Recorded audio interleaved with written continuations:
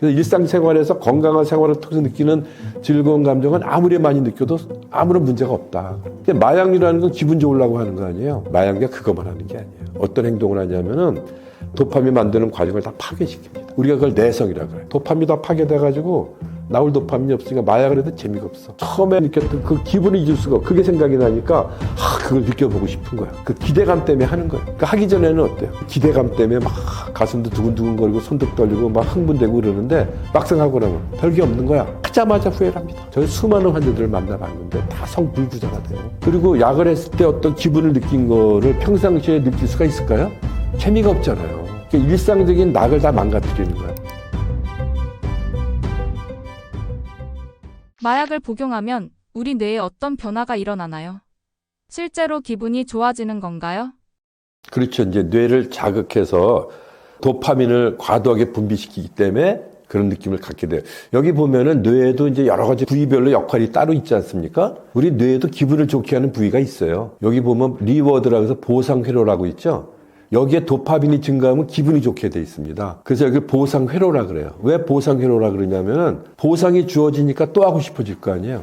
어떤 행동을 반복하게 만드는 것입니다. 우리는 생존을 하기 위해서는 어떤 행동을 반복할 필요성이 있어요. 예를 들면은 배고프면 먹고 싶어지고 먹으면 만족감을 느끼니까 계속 먹게 되는 거 아니에요? 그게 살 수 있는 거예요. 배고픔을 못 느끼면 안 먹죠. 그러면 굶어 죽는 거예요. 우리가 신경성 식욕 부진증이라는 질병이 있거든요. 정신과 질환이.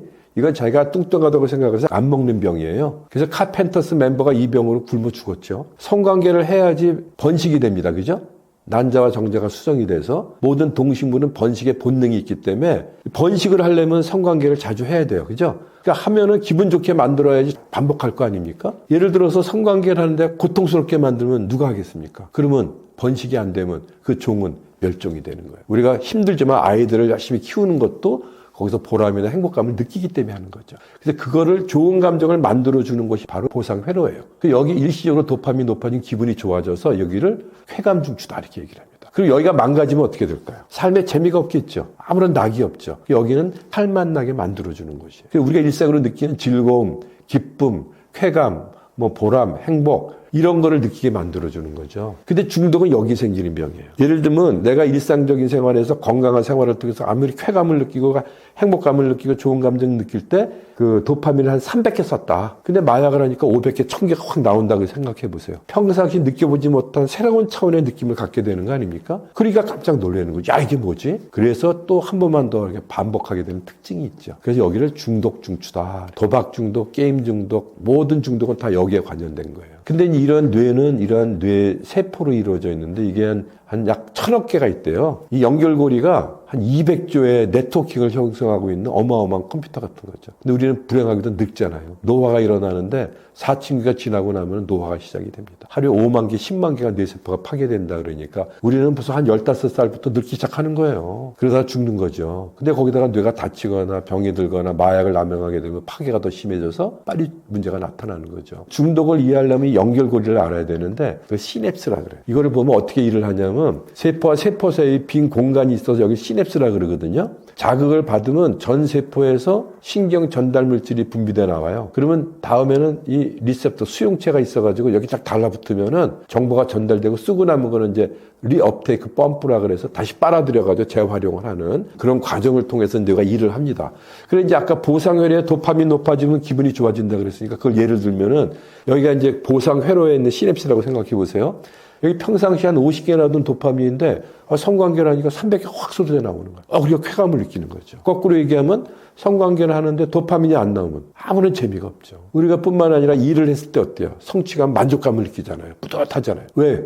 그때 도파민이 300개 분비돼 나와야 뿌듯한 보람도 느끼는 거예요. 오랜만에 월급 땄다고 외식 나가서 아이들이 맛있게 즐겁게 먹고 즐거워하는 모습 보면 부모로서 행복하다고 느끼잖아요. 왜? 그때 도파민이 분비돼 나와야지 행복한 거지. 아무리 그런 상황이라도 도파민이 안 나오면 삶에 재미가 없고 행복이나 이런 걸 느끼지 못하죠. 이걸 도파민은 그래서 일종의 행복 호르몬이라고 얘기할 수 있어요. 근데 우리가 궁금한 거는 내가 행복감을 너무 많이 느꼈다 그러면 도파민을 너무 많이 쓰면은 점점 부족해질 거 아니냐 그렇게 의심해 볼 수 있잖아요. 근데 일상생활에서 그 부족함이 없대요. 왜냐면 많이 쓰면 어떻게 돼요? 계속 만들어서 보급을 해야 될 거 아니야. 그러니까 계속 만들어내다 보니까 노하우가 쌓여서 더 잘 만들어낸다. 그래서 행복을 한 번 맛본 사람하고 100번 맛본 사람을 비교해 봤을 때 장래에 누가 더 행복을 쉽게 맛보느냐? 100번 맛본 사람이다. 그래서 일상생활에서 건강한 생활을 통해서 느끼는 즐거운 감정은 아무리 많이 느껴도 아무런 문제가 없다. 근데 마약류라는 건 기분 좋으려고 하는 거 아니에요. 과도하게 도파민을 분비시키는 게 바로 마약류의 특징 아닙니까? 평상시 아무리 좋아도 300개 나왔던 사람이 마약을 하니까 갑자기 500개 여기서 왕창 쏟아져 나왔단 말이죠. 그럼 마약은 좋은 거 아닙니까? 평상시보다 도파민을 과도하게 높여서 기분을 더 좋게 만들어주니까. 그러니까 이제 마약을 남용하는 거지. 그런 작용이 없으면 누가 하겠습니까? 근데 문제는 마약류가 그것만 하는 게 아니에요. 어떤 행동을 하냐면은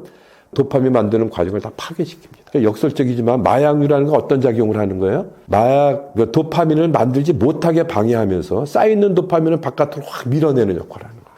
그럼 예를 들어 여기 500개가 있다고 쳤을 때 평상시에는 아무리 줘도 300개 나왔던 사람이 마약을 하니까 500개가 왕창 나와서 기분이 좋았는데 500개 썼으면 500개를 만들어내야 될 거 아닙니까? 근데 여기가 파괴되니까 500개를 못 만들어요. 그러면 400개밖에 못 만들 거 아닙니까? 예를 들어서. 그럼 다음에 마약을 할 때는 500개가 나오는 게 아니라 400개가 나오잖아요. 그러니까 효과가 좀 떨어질 거 아니에요. 그러니까 같은 효과를 보는 양을 좀 늘리게 된다고. 우리가 그걸 내성이라 그래요. 그래서 야금야금 양이 늘어날 수밖에 없어요.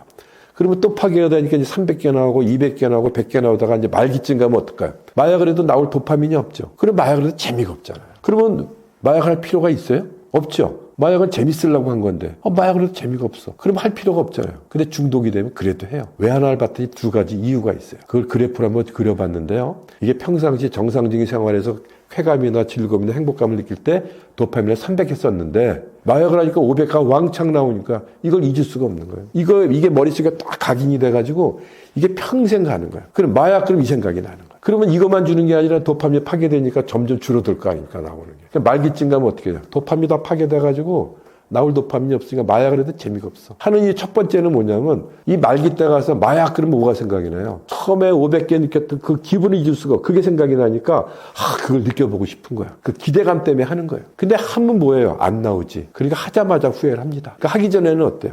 500개 느낄 기대감 때문에 막 가슴도 두근두근거리고 손도 떨리고 막 흥분되고 그러는데 막상 하고 나면 별게 없는 거야. 하자마자 후회를 합니다. 한밤중에 저한테 전화가 와요. 원장님 어떻게 해요? 또 했어요. 그리고 울어요. 그렇게 후회될 것 같으면 안 하면 되지 않습니까? 그래도 합니다. 왜? 아이고 지난번에는 안 나왔는데 혹시 이번엔 나올까? 또 하는 거예요. 그럼 몇 번 해보면 이제 포기가 될 거 아닙니까? 난 글렀구나. 그럼 안 하면 되잖아요. 또 해요. 그래도. 그러니까 두 번째 이유는 뭐냐면 좋은 거는 느낄 수 없는데 뭐가 문제냐? 이 도파민이 파괴된 이 상태에서는 삶의 재미가 하나도 없어요. 성강이 한다고 느낌이 오겠습니까? 일한다고 보람을 느끼겠습니까? 행복감을 느끼겠습니까? 아무런 낙이 없는 거야, 삶에. 이걸 탈출할 방법이 없잖아요. 그러니까 탈출하려면 어떻게 해야 돼? 약을 해야 되는 거야. 순간적으로 이걸 빠져나올 수 있는 일시적으로 잊을 수가 있잖아요. 그래서 중독은 어떻게 되는? 처음에는 좋아서 하다가 나중에는 살기 위해서 하는 거예요. 어쩔 수 없으니까. 이게 악순환이 되는 겁니다. 얼마나 어리석은 짓이에요. 그죠? 그래서 제 환자들은 이제 거의 70%가 말기 중독자들이에요. 아까도 얘기했지만 중독은 본인이 중독이 인정을 안 하기 때문에 스스로 치료받으러 오질 않기 때문에 말기 때 와서 와요. 근데 말기 때는 어떤 상태냐면은 모든 게 다 끊어집니다. 그래서 우리 말기 중독자들은 혼자 살아요. 가족이 없습니다. 왜 가족이 없어요? 부모도 있고 형제자매, 배우자, 자주 다 있을 텐데 다 떠나갔습니다. 안 한다고 반복하니까 제일 먼저 배우자가 나가죠. 못 사니까. 남남 아닙니까? 그죠? 좋아서 결혼했는데 마약을 알고부터는 왼수지간이 돼가는. 두 번째 자녀 하나 가죠. 엄마 아버지가 마약을 하고 있는데 어떻게 삽니까? 제 마약 환자가 교도소가 있는데 그 아들이 저한테 면회를 왔어요. 상담을 요청을 했어요. 그러면서 큰일 났습니다. 왜 그러냐 그랬더니 아버지가 곧 교도소에서 출소한다는 거예요.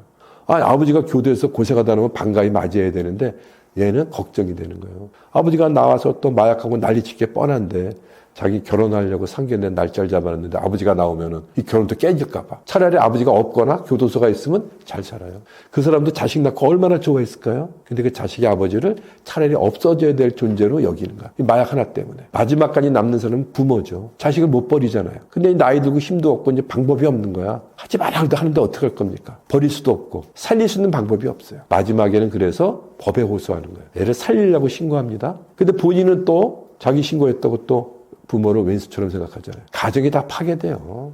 혼자 살 수밖에 없어요. 친구가 어디 있습니까? 좋은 친구는 약을 할 때 말리잖아요. 걱정이 되니까. 하지 마. 나는 하고 싶은데 못하게 하니까 내가 연락을 안 하게 돼. 맨날 약물하는 친구들 만나니까 점점 약물하는 친구들 많아지고 좋은 친구 다 떠나가죠. 적과하고는 구별을 못해요. 맨날 마약하는 사람 만나고 연락하니 뭐 재발은 필수죠. 그죠? 친구가 없어집니다. 돈이 있나요? 일 못하죠. 약에 취해서 어떻게 일을 합니까? 자영업 다 망하지. 제가 말기 중독자를 되게 어디 사냐면 고시원에 살아요. 그렇게 잘 살고 떵떵거리고 살던 사람이 마약을 알고부터는 알거지가 돼가지고 고시원에서 생활보호 대상자로 국가에서 한 70만 원 보조받아갖고 근근히 살아가요. 그렇게 다 가는 거예요. 건강은 어때요? 종합병원입니다. 제 환자들은 이빨 있는 사람이 없어요. 다 사가서 빠지고 C형 간염이 일반인의 100배가 넘어요. 당뇨, 고혈압 오죠. 아까도 얘기했지만 정신병 생기잖아요. 100% 정신병입니다. 100%가 우울증이에요. 그래서 자살률이 20에서 30%. 제 환자 많은 사람이 자살해 죽었습니다. 정신병 때문에 사고치고 살인하고 폭력 행사하고. 그래서 이 모든 것이 다 망가진 다음에 후회를 하는 거예요. 그리고 우리가 바닥을 친다 그래요. 바닥을 쳤을 때 아이고 이럴 줄 알았으면 진작 끌고 그때 와서 치료를 받으러 오니까 너무 늦었죠. 말기 암이 된 다음에 치료받는 거랑 같은 거니까.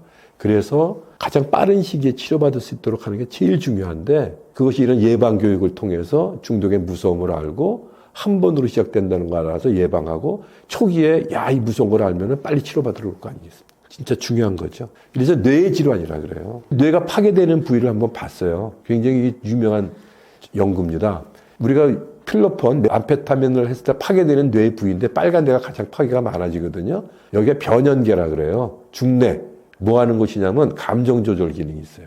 그러니까 감정 조절 기능이 파괴돼요. 안 그랬던 사람이 마약을 오랫동안 남용하더니 사람이 달라지는 거예요. 감정 조절을 못해. 조금만 건드리면 금방 흥분하게 되고 화나면 분노 조절 장애가 생깁니다. 조금만 슬퍼지면 막 죽고 싶어져서 자살 시도도 하게 되고 충동적이고 공격적인 사람으로 변해가더란 말이죠.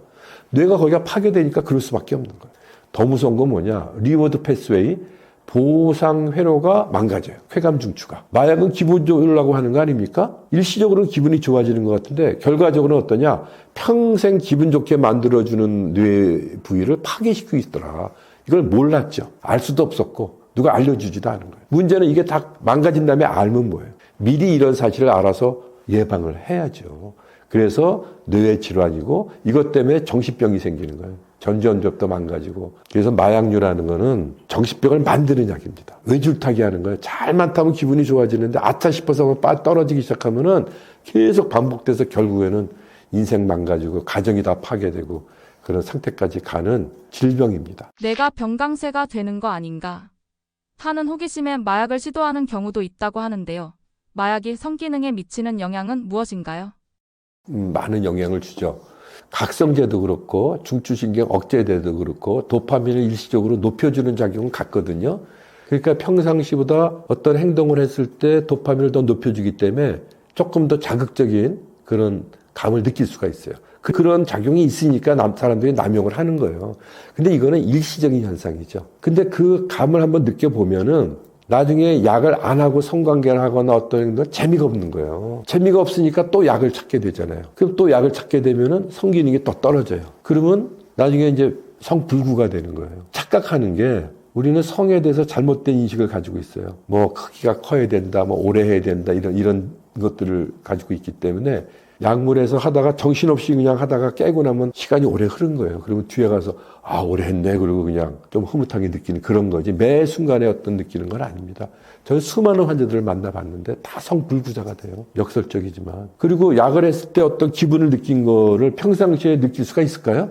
재미가 없잖아요. 그러니까 일상적인 낙을 다 망가뜨리는 거예요. 아까 그래프에서 봤지만 뇌가 망가지니까 삶에 낙이 없어지는 거예요. 이제 그거를 모르죠. 순간적인 어떤 그 즐거움이나 그것만 생각을 하니까 평생 그렇게만 주는지 아는데 그건 속임수죠. 눈 가리고 아웅하는 게. 앞에서는 만큼 주고 뒤에 가서 다 망가뜨리는 자기. 씨는 예외라고 생각하면 안 돼요. 수많은 중독자들이 한 번으로 시작해서 야 중독되는 사람이 이상한 사람이지 걸리는 사람이 바보지 안 걸리고 몰래 하면 되지 이런 생각 갖고 있기 때문에 자기가 그렇게 되는 걸 모르고 있다는 게 문제예요. 실제로 마약 중독을 극복한 사례가 있나요? 마약 중독에서 회복된 사람들이 사회에 빠르게 복귀하나요? 많죠. 많은 사람이 극복하고 회복을 합니다. 예를 들어서 우리나라 1970년대 대마초 파동이 됐을 때 청년들이 많은 사람이 대마초를 경험했잖아요. 그 많은 사람이 다 중독이 됐을 거 아닙니까? 근데 지금까지 그 대마초 중독된 사람이 얼마나 됩니까? 이미 다 끊었어요. 극히 일부분이 남아서 반복하는 거지. 그죠? 초기에는 다 끊을 수 있어요. 심해질수록 어려운 거죠. 그래서 중독자들이 그래 무슨 얘기냐면 마약인데 어떻게 끊어요? 못 끊어요. 그래. 왜 그럴까요? 그 사람은 끊은 사람을 본 적이 없어요. 병원 가도 맨 재발한 사람 보죠. 교도소 가도 맨날 약하던 사람 보죠. 주변에 약물하는 사람밖에 없으니까 야 이거 못 끊어 그래. 자기도 해보려고 했지만 자꾸 실패하다 보니까 회복한 사람은 안 나타나잖아요. 그래서 회복된 사람을 만나는 게 굉장히 중요해요. 얼마든지 회복될 수 있는 질병입니다. 그래서 많은 사람이 치료가 되고 제 환자들 중에는 어떤 분들이 있냐면은 정가 4범, 5범, 10범씩 된 사람도 회복을 해가지고 치료받고 그래서 학교를 다닙니다. 그래서 이제 디지털 대학 같은데 그래서 거기 사회복지학과 이런 데 가서 사회복지사 자격증을 따요. 그래가지고 또 정신보건 전문요원 수련도 받아요. 그래서 그런 사람들이 재활센터를 운영하기도 합니다. 약물중독 재활센터. 우리가 다르크라 그러거든요. DARC라 그래서 드럭 애딕션 리해빌리테이션 센터예요. 이거는 일본에서 한 40년 전에 시작이 되어서 거기서 회복된 사람이 또 자기가 하나를 열어서 파급이 되는 거예요. 이거 회복자들이 운영하는 센터입니다. 전문가가 하는 게 아니에요. 내가 회복을 이렇게 잘하고 있으니까 너도 나 따라서 하면 돼. 같이 공동생활하면서 회복해서 도와주는 일을 하죠. 일본에는 한 90군데가 넘게 확산이 돼가지고 한 2,000명 정도가 거기서 회복을 하고 있고 우리나라도 2012년에 서울 다르크 처음에 제 환자가 3년 동안 입원했던 국립부곡병원에 입원했던 환자가 거기서 용강 디지털 대학 중독재활복지학과에 들어가서 자격증 따고 전문가가 돼가지고 개설을 했고요. 또 경기도 다르크도 목사님이 돼서 운영을 했었고 두 개 다는 이제 무슨 문제 때문에 좀 잘못됐지만 또 지금 제주도에 정가 5범인 회복자가 또 운영하는 순오름 센터도 있고 또 김해에 김해 다르크 리본하우스가 또 그 환자도 부곡병원에서 1년 동안 치료받았던 환자인데 지금 박사까지 과정까지 다 마쳤어요. 같이 생활을 하고 있죠. 그다음에 인천 다르크도 정가 5범이 하는 친구고 그 사람도 회복을 해서 지금 중독자들을 재활하면서 열심히 생활하고 있죠. 이런 사람들이 이제 치료자가 돼서 하는 거예요. 중독은 전염병입니다. 한 사람이 중독되면 주변에 있는 사람을 다 중독시킵니다. 그래서 피라미드식으로 늘어나요. 근데 중독은 병식이 없거든요. 제가 중독이랑 인정을 안 하기 때문에 치료를 안 받아. 전염병인데도 불구하고 치료를 안 받으니까 이건 국가에서 해야 된다 이런 얘기예요. 근데 역설적으로요. 한 사람이 중독자가 잘 치료가 되면요.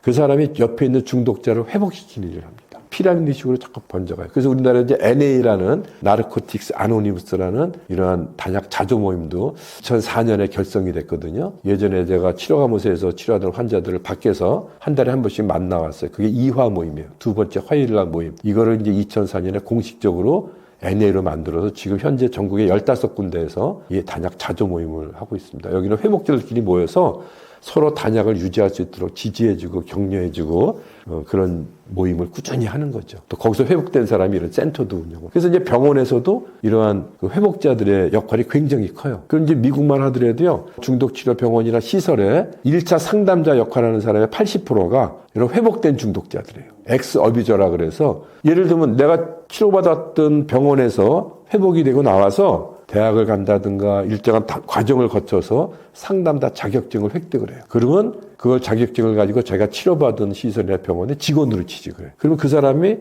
환자들을 상담을 하니까 자기 경험자이기 때문에 너무 잘 알죠. 눈빛만 봐도 뭐 어려운 점을 알죠. 상담이 잘 되고 또 중독자들한테는 희망이 되잖아요. 야 이거 못 끊는 줄 알았더니 나보다 더 심했던 사람 같은데 멀쩡하게 이렇게 끊고 열심히 사는 모습 보니까 희망이 생기잖아요. 나도 하면 되겠구나. 그래서 열심히 치료를 받게 되고 따라가게 돼서 회복률이 굉장히 높아요. 그래서 이제 우리나라도 이런 병원이나 재활센터 이런 회복자들이 운영하는 게 중요하고 저는 이제 강남일지병원에서 중독 브레인센터 운영할 때도 제가 치료했던 그 여자 환자가 정가호범인데 그 친구도 학교 다니고 자격증 따가지고 사회복지사로 채용을 해서 같이 근무를 했죠. 지금 이제 서울시 마약관리센터를 지금 운영하고 있지 않습니까? 이것도 지금 26년까지 완성하는 프로그램인데 거기도 이제 전문의 한 4명을 더 뽑고 사회복지사, 임상심리사 뽑지만은 회복자를 뽑습니다. 회복자를 뽑아가지고 의사, 간호사, 사회복지사, 임상심리사, 회복자가 한 팀이 돼가지고 프로그램을 운영하고 환자들을 관리를 합니다. 상담도 하고 이런 체계적인 그런 거를 지금 하기 위해서 지금 시작을 하고 있는 거예요. 그 회복자들의 역할이 굉장히 중요합니다. 이렇게 회복된 사람들이 이제 교도소 가서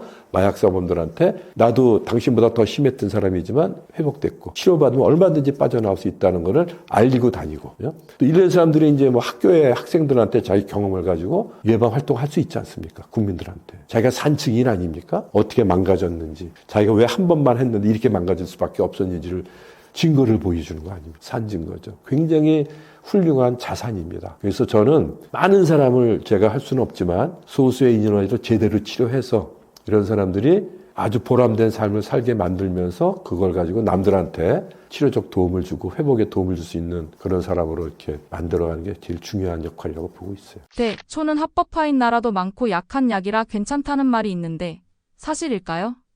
뭐 양면성이 있습니다. 뭐 대마도 중독성이 있는 물질이기 때문에 약류로 규제를 하는 거거든요. 제가 볼 때는 대마가 가장 위험합니다. 왜냐하면은 사람들은 대마를 우습게 생각하거든요. 뭐 담배보다도 약하다고 그런다는데 이거를 왜 규제를 해서 못하게 하느냐. 다른 나라는 합법화도 돼 있고 그런데 말이죠. 근데 그래서 우습게 보기 때문에 쉽게 접근이 가능하잖아요. 약류라는 건 중독성 물질이기 때문에 그러는 거예요. 이게 강한 약이냐 약한 약이냐는 의미가 없어요. 일단 중독이 되면은 반복하는 특징이 있잖아요. 그러면 하다 보면 내성이 생기고 효과가 떨어지니까 조금 더 강한 약을 찾게 될 수밖에 없어요. 그럼 점점 강한 거로 이제 넘어가게 되죠.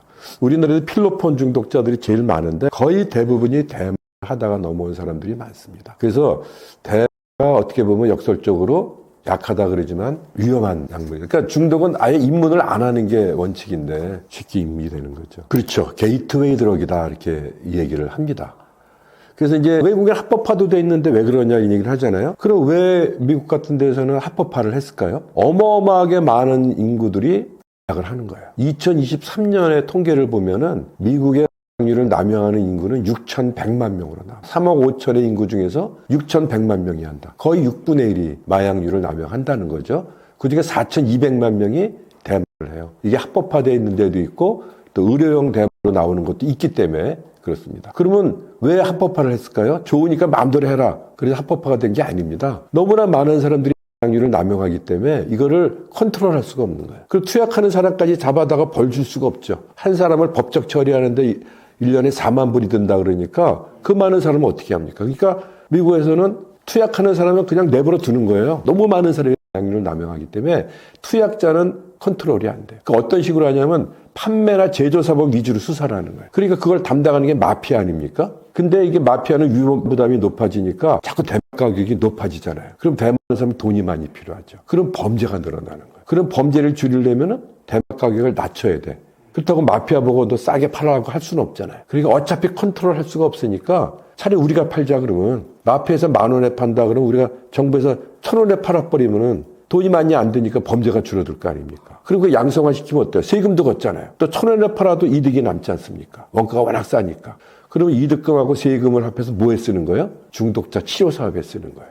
그게 합법화입니다. 너무 많이 퍼져서 손 쓸 수 없을 때 마지막 방법으로 쓰는 거예요. 우리나라도 지금 금연 캠페인을 엄청난 돈을 들여서 하죠. 그렇게 나쁘면은 전 세계에서 인간의 삶을 가장 피폐하게 만드는 위험한 요소가 1번이 뭐냐면 담배입니다. 그렇게 위험하면 만들지도 말고 팔지도 말아야 될 거 아닙니까? 근데 우리나라 전배청에서 특허내서 만들어 팔잖아요. 그러면서 금연하라고 난리야. 그렇게 나쁘면 만들지도 말고 팔지도 않아야 되는데 어쩔 수 없는 거예요. 이미 많은 사람이 담배 중독이 됐기 때문에 그거를 안 만들고 안 판다는 사람이 안 할까요? 몰래 밀수하고 밀매매하고 밀제주하면서 마피아, 조직폭력배만 커지는 거예요. 미국에서 대공황 때 금주법 만들었다 실패한 이유가 그런 거거든요. 그러니까 너무 많이 퍼지면 어쩔 수 없이 살면서 캠페인을 통해서 하지 못하도록 예방활동을 할 수밖에 없는 거예요. 술도 마찬가지고요. 근데 우리나라 아직 마약이 아직 그렇게 많이 퍼지질 않았기 때문에 강력하게 대책을 해야 되는 거예요. 그 마약의 대책은 두 가지잖아요. 공급을 줄이고 투약을 줄이는 거니까 공급을 줄이려면은 공급사범에 대해서는 지금보다 훨씬 더 엄격하게 처벌을 하고 그 외국에서는 일부에서 사형에 처하는 이유가 그 한 사람이 원흉 아닙니까? 그 사람 때 수많은 사람이 중독이 돼서 중국은 전쟁적으로 나라를 막은 역사까지 있으니까 저는 그 정도로 엄격하게 처벌해야 된다고 보는 거예요.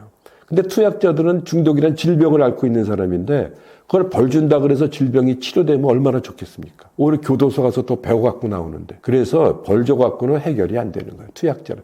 전 세계에서는 이런 중독자를 치료해서 회복시키는 일을 다 하고 있거든요. 우리나라는 이제 시작하고 있어요. 그래서 합법화를 우리가 잘못 알아두면 안 된다. 철저하게 단속을 하되 투약자들은 어떻게 해요 그러면? 치료를 보내야죠. 근데 중독의 문제는 뭐냐면 본인이 중독이라는 걸 인정을 안 하는 게 특징이에요.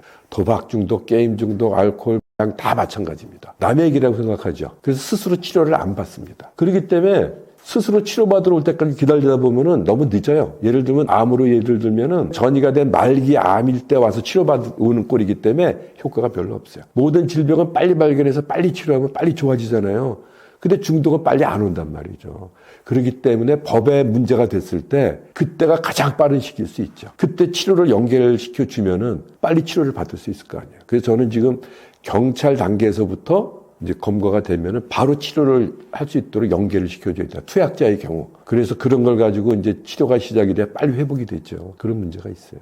그럼요. 그건 너무 많은 사람들이 퍼져서 손 쓸 수 없을 때 하는 거예요. 지금 철저히 단속을 더 해야 돼요. 대신에 투약자들에 대해서는 치료를 받도록 해주는 게 중요하지 벌 준다고 해결되는 건 아니다. 대학초가 우리나라 유행하게 된 게 이제 1970년대입니다. 미군도 있고 또 월남전에 파병 가면서 또 을 많이 접하게 된 사람들이 오게 되면서 그때 1970년대에는 청년 문화가 있었죠. 세 가지예요. 청바지 입고 통기타 치고 대마하고 이게 아니라 문화 형성이 됐거든요. 그게 이제 너무 많이 퍼지다 보니까 대마관리법을 만들어서 이제 불법으로 관리를 하게 되지 않았습니까? 그래서 이제 대마초 파동이 일었죠. 그 당시에 대마 속에는 THC라는 테트라하이드로 카나비놀이라는 한각제 성분 때문에 문제가 되는 거예요. 그걸 감각을 왜곡시키는 역할을 하거든요. 그러니까 우리는 소리를 듣고 빛을 본다고 표현하는데 곰감각 환각이라 그래서 거꾸로 소리를 본다고 표현을 하고 빛을 듣는다는 식으로 표현을 하니까 감각이 왜곡되는 거예요. 그러니까 평상시에 아닌 새로운 감각을 맛보게 되니까 음악하는 사람이나 예술하는 사람들이 그런 거를 영감 같은 걸 얻으려고 하는 그런 경우도 많이 있어서 그러면 약에 의존해서 하는 건 진짜 창작 활동이 아닌데 말이죠. 유행을 하게 된 거예요.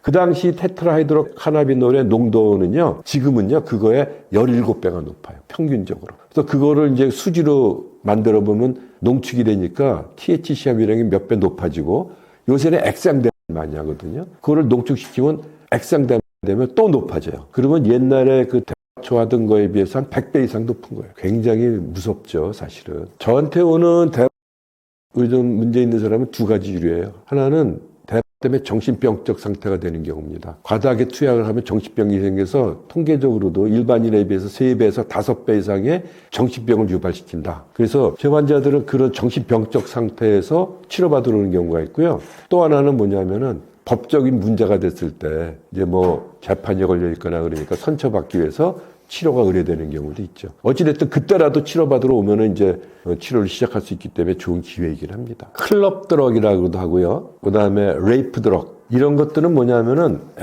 근데 각성제류가 많습니다. 그 다음에 GHB 같은 물뽕이라 그러죠. 케타민 같은 마취제 이런 것들이죠. 각성제는요. 어떤 행동을 반복해도 지루함을 느끼질 못해요. 그러니까 클럽에서 이런 엑스타시 같은 걸 먹고 춤을 추면은 자기는 30분 춘 것 같은데 몇 시간씩 계속 춤을 추고 있어도 지루하지 않고 피곤함을 못 느껴요. 일반인 같으면 힘들어서 좀 쉬었다가 또 나가서 추고 이래야 되는데 그걸 안 하는 거예요. 그래서 탈진할 위험성이 높아요. 그래서 이제 외국에서는 레이브 파티라 그래서 70년대부터 레이브 파티가 유행해서 거기서 약을 많이 팔았거든요. 엑스나 LSD나 암페 이런 걸 많이 팔았기 때문에 이제 탈진이 되니까 뭘 파냐면 음료를 팔아요. 또 비싸게. 그래서 이제 이중으로 장사하고 그런 게 많이 있는데 그런 것뿐만 아니라 이 케타민이나 이런 걸 마취제 아닙니까? 졸피뎀 같은 수면제. 클럽에 가서 먹으면 음료에다 몰래 탄단 말이죠. 그러면 의식을 잃어요. 그러면 가수면 상태가 되기 완전히 의식을 잃는 게 아니라 가수면 상태가 돼서 자기가 어떤 행동을 하긴 하는데 기억을 못 하는 거예요. 그리고 부끄러움이 없어지기 때문에 처음 만난 사람도 스스럼 없이 막 얘기하게 되고 그렇게 되니까 그걸 이용해서 이제 취하게 만든 다음에 성폭행하거나 강도짓을 하거나 이런 범죄용으로 많이 남용이 되죠. 예를 들면 수면제를 먹고 잠을 안 자잖아요. 그럼 뭘 했는지 기억이 안 나는 거예요. 먹는다고 냉장고 뒤져서 막 먹고 라면 끓여 먹고 막 그래요. 아침에 깨보니까 집안이 난장판인 거예요. 왜 이러지? 기억을 못 하는 거예요. 그래서 그것 때문에 무서워서 또 치료받으러 온 사람도 있고. 그런 일시적으로 의식을 잃게 만들어서 성폭행할 때 쓴다 그래서 레이프 드럭 이렇게도 얘기하죠. 그런 것들이 지금 버니성 사건 때 유행을 했던 거예요. 그래서 지금 외국에는 어떠냐면은 누가 음료를 주면은 혹시 여기에 그런 약류 성분이 들어있는지 알기 위해서 이 키트를 가지고 담궈봐요. 그러면 거기 몇 가지 성분은 검출이 될 수 있거든요. 그걸 마트에서 팝니다. 혹시 모르니까. 우리나라도 이제 그런 게 필요하게 된 시대가 된 거예요. 그리고 대치동 학원가에서 어린 아이들한테 음료에다가 약 섞어가지고 뭐 학습력 높여진다, 기억력 증진시킨다 그래가지고 속여가지고 먹였잖아요. 부모도 협박하고 큰 사건이었잖아요. 이제는 애들한테도 그렇게 되니까 누가 음료 주는 걸 쉽게 먹으면 안 되는 시대가 된 거예요. 이게 이제 젊은 층한테 특히 이제 많이 넘어가니까. 약을 한 번 사용하면 바로 중독되나요? 중독은요, 한 번으로 시작하는 겁니다. 우리가 예를 들어볼까요? 우리가 고기를 안 먹어봤는데 어느 날 고기를 한번 먹어봤더니 맛있다고 느꼈단 말이죠. 그럼 그 맛을 잊을 수 있을까요? 그 맛을 잊을 수가 없습니다. 그래서 가끔 고기 생각이 나면은 벌써 막 침도 올라오고 먹고 싶어지죠. 그래서 또 찾게 되는 거예요. 근데 만약에 그 사람이 고기 맛이 무슨 맛인지를 중간에 잊어버리면은 안 찾을 거 아닙니까?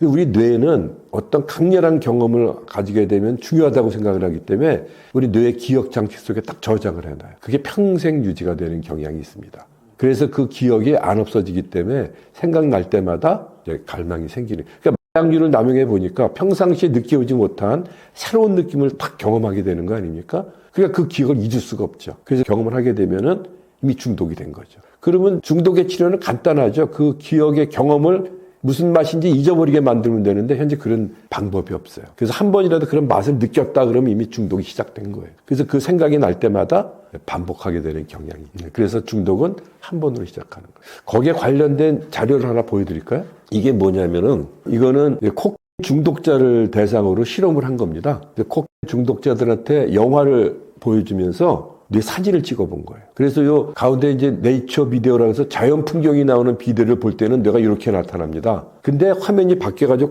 코는 장면이 나오니까 그걸 보자마자 반짝반짝 빛이 나기 시작해요. 이게 뭐냐면은 기억 장치예요. 그러니까 아무 때나 약 생각이 나는 게 아니죠. 뭐 일하기 바쁘고 할 때는 약 생각도 안 나는데 우연히 길 가다가 옛날에 약을 같이 하던 친구가 만나거나 연락이 오거나 뭐 텔레비에서 마약 얘기하거나 그러면 관련된 자극이 들어오면은 옛날에 약에서 느꼈던 그 생각이 기억이 나는 거예요. 그럼 기억이 나면 어때요? 그냥 그런가 보다 하면 되지. 근데 문제는 이렇게 기억이 나면은 우리 몸에 변화가 일어나요. 그래서 어떤 변화가 일어나나 보면은 요게 뇌 속의 도파민의 농도를 나타내는 그래프입니다. 점선이 있는 게 요게 요때 약을 투여한 거예요. 근데 투여하기 전에 관련된 자극이 들어오니까 기억이 나는 거예요. 요게 기억이 나자마자 도파민이 증가를 해요. 그죠? 이건 뇌 속의 도파민의 농도인데 약도 안 줬는데 단순히 생각만 났을 뿐인데 뇌에서부터 도파민이 증가를 합니다. 그러니까 흥분이 되는 거죠, 이제. 그죠? 근데 이때 생각이 나는 건 뭐예요? 예전에 느꼈던 이 하이, 크게 느꼈던 이거를 생각하는 거거든요. 이거를 느껴야 되는데 요만큼밖에 안 올라가니까 막 안달이 날 거 아니겠습니까? 우리 이제 환자들이 그래요. 약 생각이 나면 미치겠다는 거예요. 자기들만은 똥줄 탄다 그래요.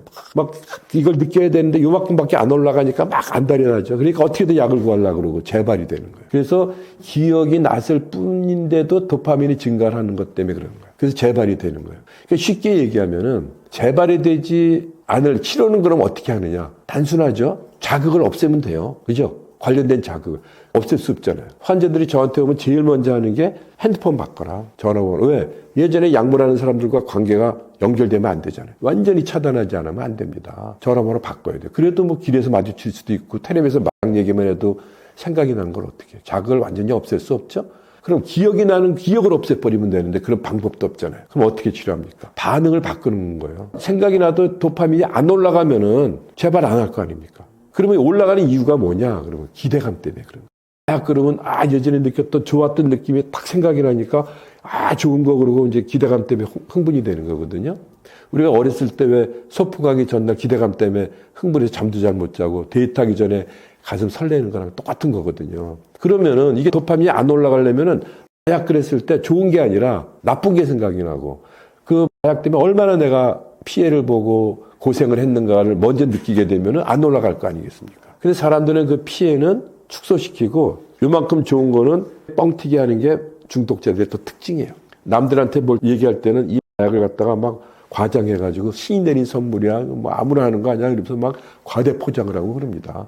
피해는 축소하고. 그래서 치료는 어떻게 하냐면 실제로 좋은 게 진짜 좋은 거냐 이게 어떤 의미가 있는가를 찾아보고 이것 때문에 얼마나 많은 피해가 오는가를 알아보는 거예요. 그럼 마약 그러면은 예전에는 꿀물인 줄 알고 쪽쪽 먹었다 이거죠. 근데 알고 보니까 똥물 같은 거예요. 그래서 마약 그런데 똥물 생각이 먼저 난다 그러면 재발 안 할 수 있죠.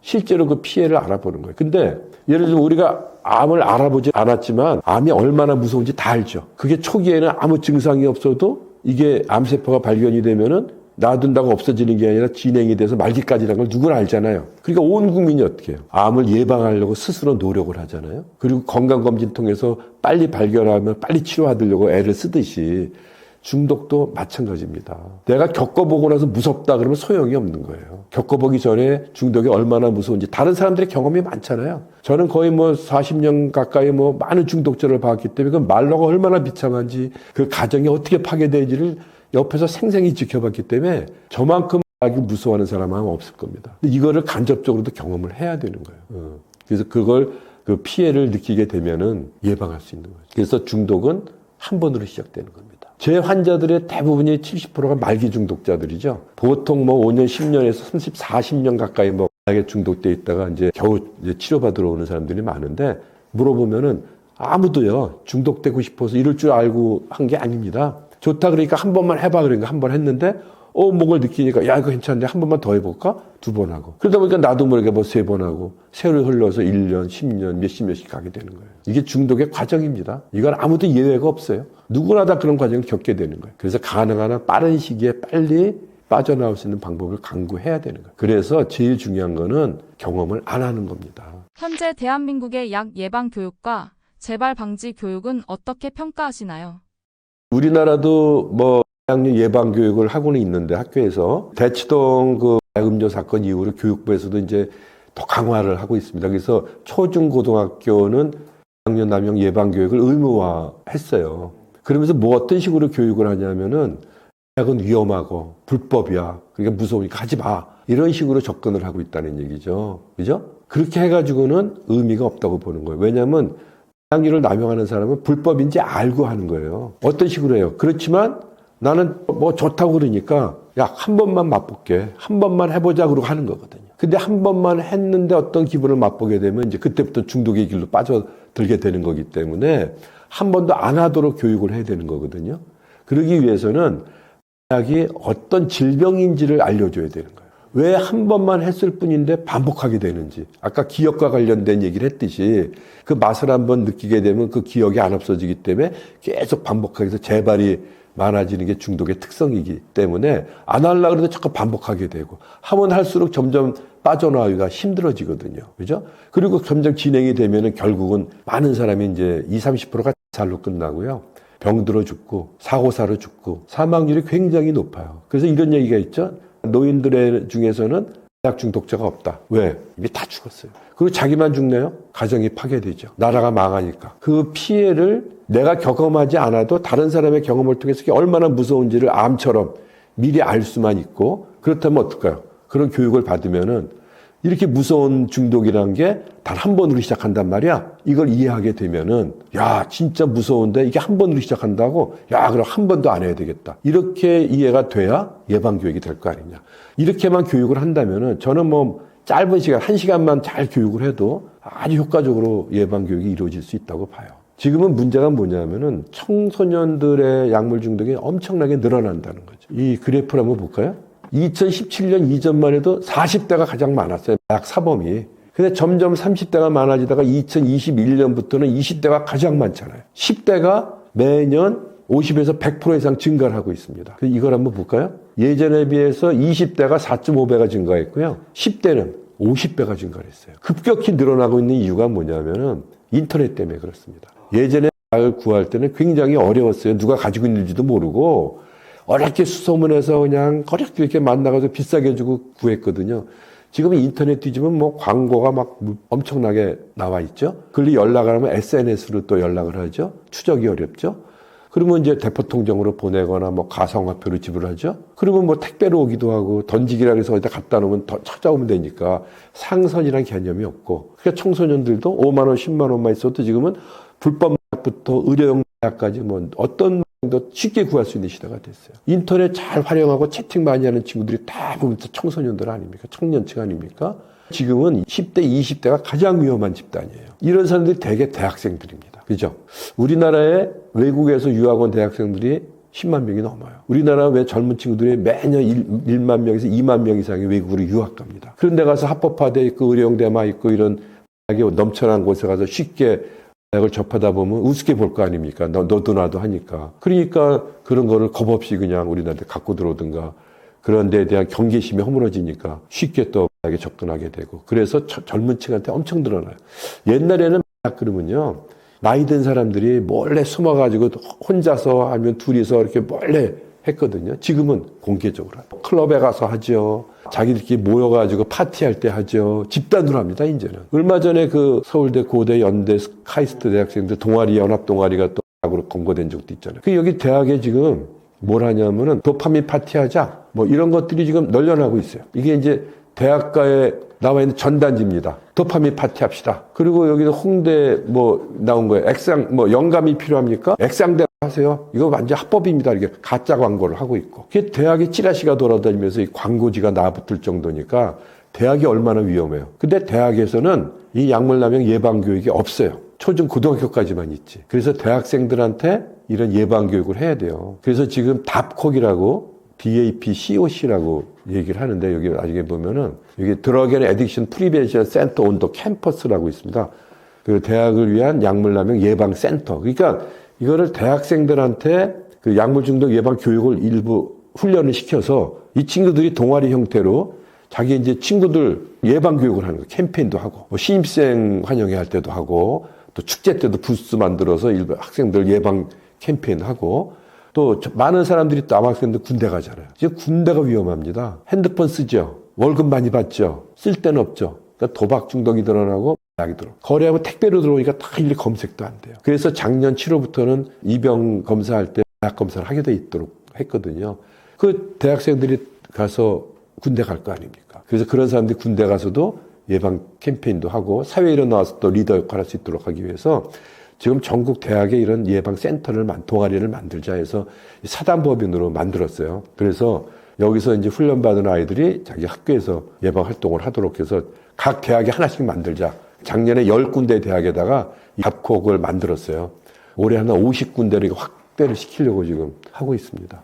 제가 그동안은 뭐 거의 한 40년 가까이 마약류 중독자들을 만나고 치료하면서 안타까운 게 일반인들이 마약류 중독이 얼마나 무서운지를 모르고 있습니다. 다 남의 얘기라고 생각을 하지 극히 일부분의 특권층만 하고 있다고 생각을 하는데 지금 일반화가 됐는데 아직 인식을 못하고 있어요. 또 하나는 뭐냐면은 그 전문가가 없습니다. 마약류 중독을 치료하고 재활하게 나서려고 하는 사람들이 많지가 않아서 이런 전문가를 양성하는 필요성도 있고 그래서 지금 이제 일반 국민들한테 마약류 중독의 실태가 어떤지 좀 확실하게 알릴 필요가 있고 그다음에 중독이 왜 생기는지 왜 한 번만 했을 뿐인데 이게 반복될 수밖에 없는지를 이해시킬 필요가 있거든요. 그래서 그런 거를 이제 이 책에다가 좀 잘 설명을 해서 야, 이게 한 번만 했을 뿐인데 이게 반복될 수밖에 없구나. 또 중독이 얼마나 무서운 결과를 가져오는지를 미리 알아서 회피할 수 있도록 하는 이제 예방 교육을 활성화하기 위해서도 이런 내용을 썼고요. 또 치료하는 방법도 알아야 될 거 아니겠어요?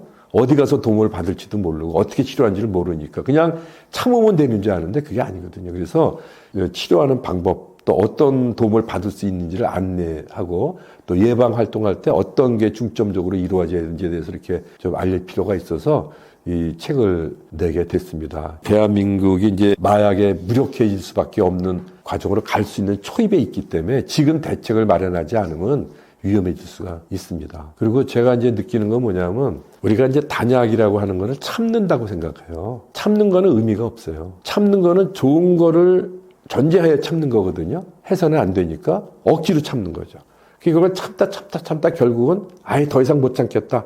한 번만 그러고 또 재발할 위험성이 높아요. 참는 게 아니라 안 하는 즐거움 찾는 겁니다. 거기서 빠져나온 거를 다행으로 여기고 약을 안 하고 정상적인 생활하는 이 사람이 너무너무 좋아야 계속 단약을 유지할 수 있을 거 아니에요. 그죠?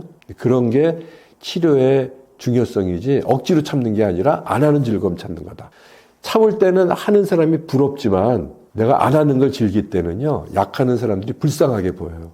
아직도 저기서 못 벗어나고 불쌍하게 저러고 있는 거 보면 철학형해 보이고 내가 어떻게 빠져나가게 도와주고 싶은 거예요. 그래서 치료에 도움을 줄 수도 있는 상태까지도 갈 수 있거든요. 그거 꼭 하나 얘기하고 싶습니다. 그리고 마지막으로 하고 싶은 거는 중독은 질병이기 때문에 예방이 첩경이고 질병이란 건 의지만으로 해결될 수 있는 게 아니에요. 회복되고자는 의지도 필요하지만 전문적인 치료를 받으면 훨씬 빨리 회복이 될 수 있으니까 초기에 빨리 치료받을 수 있도록 도움을 청하라. 이런 얘기를 꼭 하고 싶습니다. 그리고 이제 우리 서울시에 이제 마약관리 센터가 이제 만들어졌습니다. 그 은평구에 서울시 은평병원이 있거든요. 그 3층을 다 리모델링을 해서 지금 공사 중인데 6월 말쯤 되면 정식으로 오픈이 돼서 마약류 관리 센터가 만들어지고 거기 아까 얘기했듯이 전문가들이 입원실도 있고요. 의뢰도 집중적으로 치료를 하면서 외국에는 입원 기간은 가능한 한 짧게 가지고 가요.